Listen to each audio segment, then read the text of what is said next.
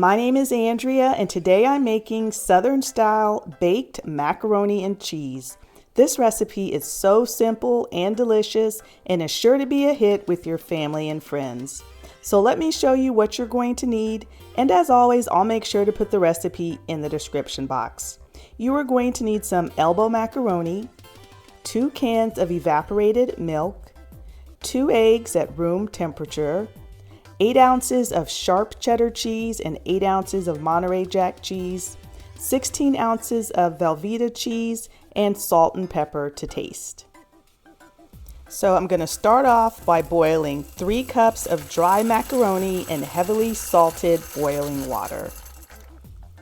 While my pasta is boiling, I am just going to grate my cheddar cheese and my Monterey Jack cheese. It really is best to grate your own cheese for this recipe because the pre-shredded cheeses, they just don't melt the same.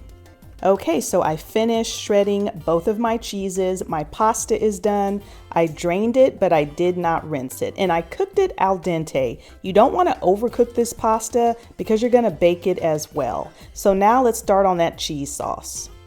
Okay, so I added 1 can of milk to my saucepan, and then I just chopped up the Velveeta into chunks, and I'm just adding it into that evaporated milk, and I'm just going to stir it until it's nice and smooth.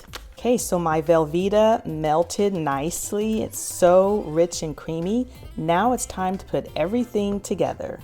So we're going to start by pouring that cheese sauce into that pasta. Next, I'm adding in my other can of evaporated milk and the majority of that Monterey Jack cheese and about half of my cheddar. And you're just going to stir it up really well.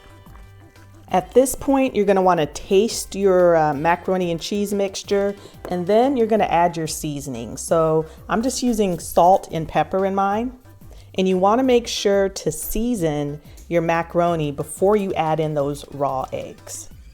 Next, you're going to add in 2 lightly beaten eggs, and this is what's going to give your macaroni and cheese that custard texture.